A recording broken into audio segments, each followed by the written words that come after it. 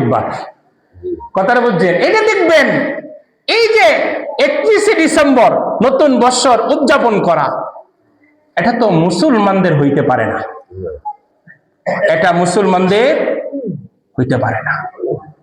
কেন হইতে পারে না? এটা বিজাতিদের অনুসরণ। মুসলমানের সন্তান 31st নাইট তারা অনেক উদযাপন করে। হাই হতভাগা, তুমি চিন্তা করো না, হাই আমার 25 সালটা কিভাবে অতিক্রম করছে, আমার 26 সাল কিরকম হবে। কিন্তু যারা উদযাপন করে তাদের নতুন বছর তাদের জন্য শোভনীয় হয় না, তারা অশোভনীয় হয়। তারা 31st নাইট কি করে? তারা ফানুস উল্লা, আতশবাতি পোড়া, ডিজে গান বাজায়। বাজায় কিনা? বাজায়। আপনাদের অঞ্চলে আছে কিনা জানা নাই আমার, কিন্তু শহরে আছে, ঢাকা আরো বেশি, গ্রাম অঞ্চলে খুবই কম। এই যে ফানুস যে ফুটা, দেখবেন ইউটিউবে চার্জ দিবেন যুবক ভাইরা, ফানুসটা কই থেকে আসছে, এই যে পালন করে এটা কই থেকে আসছে। দেখবেন রোম সম্রাটের একটা ইতিহাস আছে। ওই ইতিহাস আজকে আমাদের মুসলমানদের ভিতরে আজকে 31st নাইট তারা চলে আসছে। আজকে মুসলমানদের ভিতরে ইহুদি, খ্রিস্টান, নাসারার আজকে সব কিছু তাদের ভিতরে চলে আসছে। আজকে আমাদের যুব সমাজ, তাদের ভিতরে রাসূলের ভালোবাসা নাই। আজকে যুব সমাজের সাহাবায়ে কেরামের ভালোবাসা নাই।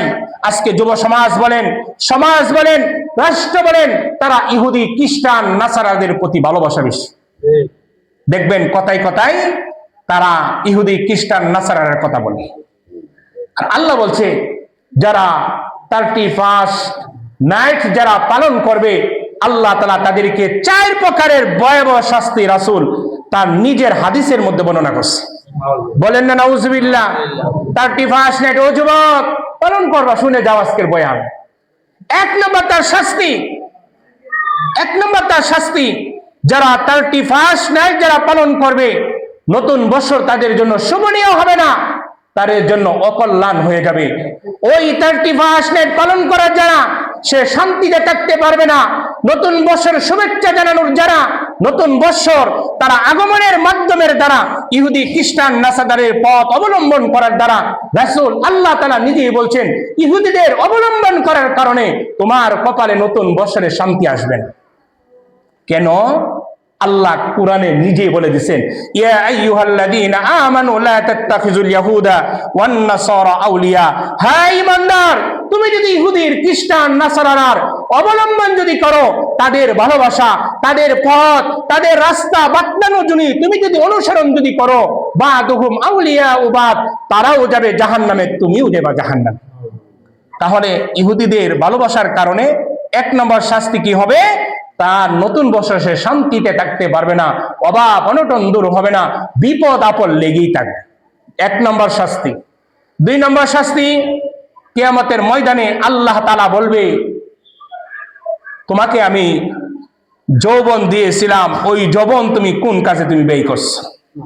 আল্লাহ বলবে, ওই যৌবন কালে তুমি 31st নাইট পালন করছো, ওই যৌবন কালে তুমি পহেলা বৈশাখ তুমি পালন করেছো, কিন্তু আমার জন্য কোনো কিছুই করো নাই। আল্লাহ জিজ্ঞাসা করবে কিনা?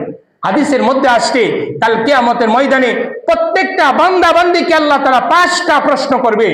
1 নম্বর প্রশ্ন হলো, তোমাকে আমি হায়াত দিয়েছিলাম, ওই সময়টা তুমি কোন কাজে ব্যয় করছো? 2 নম্বর প্রশ্ন করবে, তোমাকে আমি যৌবন দিয়েছিলাম, ওই যৌবনটা তুমি কোন কাজে ব্যয় করছো?